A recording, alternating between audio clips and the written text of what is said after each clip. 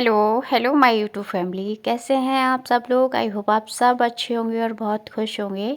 और मैं भी बहुत खुश हूँ और आप लोग भी हमेशा खुश रहें, ऐसी उम्मीद करती हूँ और ऐसी आशा है मेरी कि आप सब लोग बहुत खुश रहें, प्रसन्न रहें और खुशमन रहें। और शाम का टाइम हो रहा है, 5:30 के लगभग हो रहे हैं, क्योंकि जैसा मॉर्निंग का काम होता है, मॉर्निंग में भी 5:30 उठा जाता है। 5 बजे कुछ लोग जल्दी उठ जाते हैं, कुछ लोग थोड़े देर से भी उठते हैं, लेकिन काम वही सब करना होता है। तो मेरा भी यहाँ पर काम चालू हो गया है, क्योंकि मैं दोपहर में थोड़ी देर लेट जाती हूँ। क्योंकि मैं थोड़ी देर लेट जाती हूँ तो मतलब थोड़ी सी मेरे शरीर की रिपेयरिंग टाइप की हो जाती है। क्योंकि मैं अगर दिन में थोड़ी देर रेस्ट ना करूँ तो मेरा जो शरीर है वो शाम के लिए बिल्कुल तैयार नहीं होता है काम करने के लिए। एक अजीब सी थकावट सी लगती है, क्योंकि मेरे अंदर बहुत वीकनेस हो रखी है। जब से मेरा बेटा हुआ है तो मेरे शरीर में बहुत वीकनेस हो गई, कुछ प्रॉब्लम सी आ गई थी। तो मुझे जो है थोड़ी वीकनेस रहती है। थोड़ा ध्यान रखती हूँ खाने पीने का, लेकिन अगर थोड़े भी मतलब खाने पीने का ध्यान ना रखूँ, रूटीन ख़राब हो जाए तो फिर बहुत ज़्यादा डाउन हो जाती हूँ। क्योंकि आजकल मेरा थोड़ा फीवर सा रह रहा था, तो क्या नाम है, भूख नहीं लग रही थी शाम, मतलब पता नहीं क्यों आजकल का कुछ मौसम भी ऐसा है कि कोई सब्जी भी अच्छी नहीं लग रही है और कुछ शायद अंदर फीवर रह रहा है, जिसकी वजह से मुझे खाना अच्छा नहीं लग रहा है। तो इसी वजह से थोड़ी वीकनेस थी, तो लेट जाती हूँ थोड़ी देर के लिए, ताकि शाम का काम भी फुर्ती से कर सकूँ।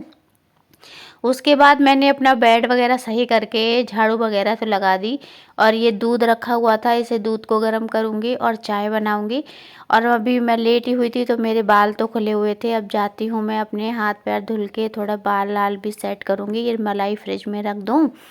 और जिस तरीके से क्या नाम है, हमें अपने घर का ध्यान रखना होता है, तो अगर हम अपने शरीर का ध्यान नहीं रखेंगे तो इस घर का ध्यान भी कौन रखेगा। क्योंकि बच्चे का और हस्बैंड का तो कोई नहीं, हम ही ध्यान रख सकते हैं।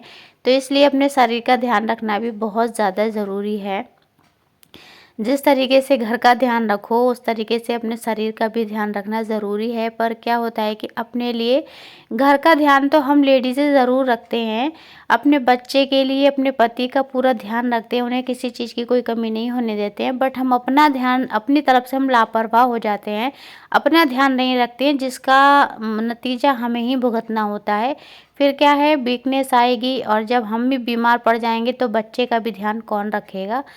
तो फिर चाय बन गई और ये साबुत मसूर, जो मलका मसूर होती है काली वाली, वही बनाऊंगी मैं शाम को। तो चाय बनने रख दी थी, दूध भी खौल गया था, इतने में मैंने हाथ मुंह धो के और बाल भी अपने काट लिए। कुछ ज़्यादा बाल नहीं, बस ऐसे बालों को सुलझा के रबड़ बैंड बस लगा दिया है घर में। तो क्योंकि अब शाम का टाइम हो रहा है। उसके बाद मैंने दाल भी धोकर रख दी और इस दाल में मैं कुछ भी नहीं, केवल नमक और हल्दी ही डाल के अभी रख रही हूँ इसे।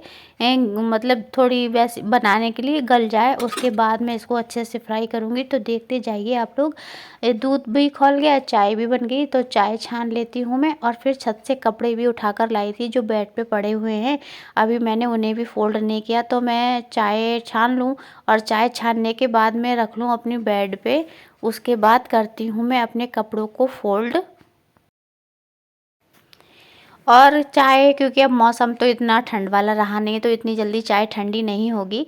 क्योंकि मैं चाय पीती हूँ गिलास में, तो गिलास में चाय जो है वो ठंडी नहीं होती है। तो मैंने कहा जब तक चाय थोड़ी ठंडी होगी, एकदम गरम गरम खौली हुई चाय है, तब तक मैं यहाँ पे अपने कपड़े जो है उन्हें तय कर देती हूँ।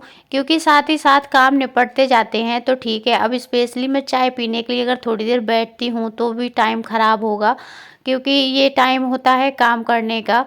और फिर इस कपड़े भी काफ़ी सारे हो गए थे। तो जब तक ये चाय ठंडी हो रही है, थोड़ी मतलब बिल्कुल ही ठंडी नहीं करनी है, लेकिन हाँ थोड़ा सा वैसी हो जाए ठंडी हल्की सी। तो ये बेटा, इसे भी मैंने आवाज़ दे दी, ये आया था कोचिंग से, तो बाहर अपने दोस्तों के संग खेलने लगा था। तो फिर मैंने इसे भी बोला कि आ जाओ बेटा चाय पी लो आके। तो ये बिस्किट और कह रहा है कि ये खाली चाय नहीं पीता है। आपने हर ब्लॉग में देखा होगा कि मैं अपने बेटे को कभी भी खाली चाय नहीं देती हूँ। और मैं क्या नहीं देती हूँ, ये पीता ही नहीं है, चाहे मॉर्निंग हो या इवनिंग हो, चाय कभी भी खाली नहीं पी सकता, कभी भी नहीं पिएगा मतलब खाली चाय। तो ये अपने लिए बिस्किट और ला रहा है, नमकीन ला रहा है किचन से। तब तक मैंने देखो ये कपड़े सारे फोल्ड कर दिए और अब बैठकर पीऊँगी मैं आराम से चाय, क्योंकि चाय हो या खाना, मैं मतलब मुझे ये लगता है कि जब मैं चाय पीऊँ या खाना खाऊँ तो मेरे सर पे कोई काम नहीं पड़ा होना चाहिए, क्योंकि ये कपड़े भी पड़े हुए थे तो भी मुझे चाय पीने में अच्छा नहीं लग रहा था, क्योंकि अब मैंने कपड़े जो हैं वो फोल्ड करके रख दिए। अब मैं चाय पीऊँगी तो मेरे लिए जो चाय का है वो पूरा फुल मज़ा आएगा चाय पीने में, क्योंकि अगर मेरी आँखों के सामने काम पड़ा है तो मैं खाना भी अपना जब ही खाती हूँ, चाहे शाम का हो या सुबह का हो, दोपहर का भी हो, तो खाना मैं जब ही खाती हूँ जब मेरा सारा फाइनली काम हो जाता है। चाहे नहा तो मैं सुबह ही लेती हूँ, लेकिन फिर भी मैं खाती तभी हूँ जब मेरा पूरा फाइनल काम हो जाता है। तो आराम से इत्मीनान से बैठ के खाओ और सब में सफाई पड़ी होती है तो अच्छा लगता है। फिर ये शाम का टाइम मैंने यहाँ पर शाम की आरती भी कर दी।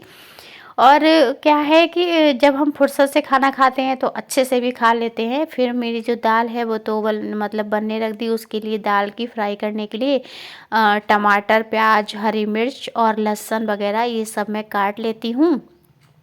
और काटने के बाद दोपहर में मैंने अपने बेटे के लिए 2-4 रोटी सेकी थी, तो आटा थोड़ा रखा हुआ था दोपहर का ही। तो मैं पहले ये जो है इसको सब काट के दाल की तैयारी करने के लिए पहले मैं रोटी सेक लूँगी, दाल करूँगी मैं बाद में फ्राई, वरना फिर वो आटा भी दोपहर का रखा हुआ है, कभी वो ख़राब हो जाए। और ये भी आ गए हैं, ये भी आज आ गए थे, तो मैंने कहा कि आज मुझे लेट भी नहीं होना है, मतलब छोड़ना भी नहीं है रोटी, कि जब आएंगे तब सेकूंगी, क्योंकि आ ही गए थे तो रोटियां सेक के मैं हॉट पॉट में रख दूंगी तो वो गर्म बनी रहेंगी।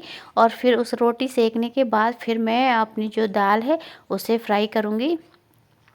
तो दाल देखते रहिए, मैंने बहुत ही अच्छी यम्मी एकदम चटपटी तीखी दाल बनाई। इस तरीके से कभी आप भी बनाकर देखिएगा, दाल बहुत ही अच्छी लगती है इस तरीके से बनाई हुई दाल।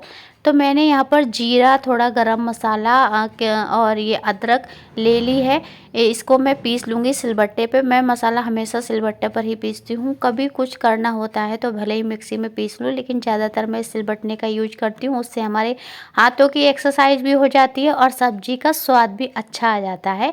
तो यहाँ पर मैंने एक पैन में तेल डाल के उसमें हींग, जीरा डाल दिया था और उसके बाद डाल दिया मैंने यहाँ पर लहसुन, जो मैंने पहले ही काट के रख लिया था। और मैंने जो मसाला पीसा है उसमें 1-2 काली, मतलब 2 से 4 काली मिर्च, 2 लौंग, थोड़ा जीरा, अदरक और थोड़ी सी जो जो आपके पास गरम मसाला है वो सब मैंने थोड़ा थोड़ा मैंने तो पीस लिया। उसके बाद यहाँ पर प्याज डाल देती हूँ और प्याज को भी अच्छे से भून लेने के बाद जब इनका जो कच्चापन है वो हट जाए और अच्छे से भून जाए, जब प्याज में से खुशबू आने लगे, तब उसके बाद मैंने यहाँ पर इसमें जो हरी मिर्च और टमाटर काटे थे वो डाल दिए। और टमाटर को भी खूब अच्छे से पका लेना है, क्योंकि ऐसे टमाटर तो इसमें अच्छे से पकेंगे नहीं। तो मैंने इसमें डाल दिया थोड़ा सा नमक, क्योंकि ये जो मसाला है ये इसका मतलब इसमें इतनी सारी चीज़, तो इसका भी नमक थोड़ा डाल दिया। दाल में तो ऑलरेडी मैंने दाल में नमक डाल रखा है, लेकिन इसमें बहुत हल्का सा नमक डालना है ताकि जो टमाटर हैं वो गल जाएं, ताकि ऐसे खड़े खड़े से ना रहें टमाटर, जो अच्छे नहीं लगते हैं। उसके बाद इसे खूब अच्छे से भून के मैंने टमाटर को जो है भूनते रहिए तो ये टमाटर अच्छे से पिचक जाते हैं, मतलब गल से जाते हैं। उसके बाद इस चमचे के सहारे मैंने इनको टमाटरों को पूरा मिक्स कर दिया और उसके बाद जो मैंने मसाला पीसा था वो मसाला डाल दिया इसमें और मसाले को खूब अच्छे से भून लीजिए। उसके बाद जो लाल वाली मिर्च है वो भी घर की ही पिसी हुई है, मैं कोई भी मसाला पिसा पसाया नहीं लाती हूँ।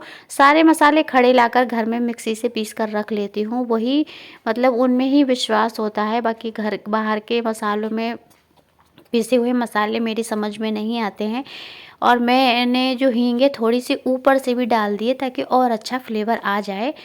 और उसके बाद ये देखिए खूब अच्छे से बहुत ही तीखी और चटपटी दाल जो है सॉरी बनी है। और उसके बाद ये दाल जो है वो डाल दो और इसमें 1-2 खौला आने तक इसको पका लीजिए दाल को। और उसके बाद मैंने इसमें जो हरा धनिया है वो काट लिया था पहले से ही धनिया। तो उसके बाद जब इसमें अच्छे से खौला आ गया खूब अच्छी तरीके से, मतलब जो अगर आपको लग रहा है कि दाल थोड़ी ज़्यादा गाढ़ी है तो इसी वक्त आप हल्का सा उसमें आप पानी डाल सकते हो, लेकिन मैंने नहीं डाला है क्योंकि थोड़ी ये वाली जो दाल है वो पतली नहीं अच्छी लगती है, थोड़ी गाढ़ी ही अच्छी लगती है। और उसके बाद हरा धनिया डाल के दाल जो है हमारी तैयार है। तो आज का ब्लॉग कैसा लगा आप लोगों को, और ये दाल जो है वो कैसी लगी? अगर जैसी भी लगी हो लाइक और कमेंट ज़रूर कीजिएगा। Okay bye.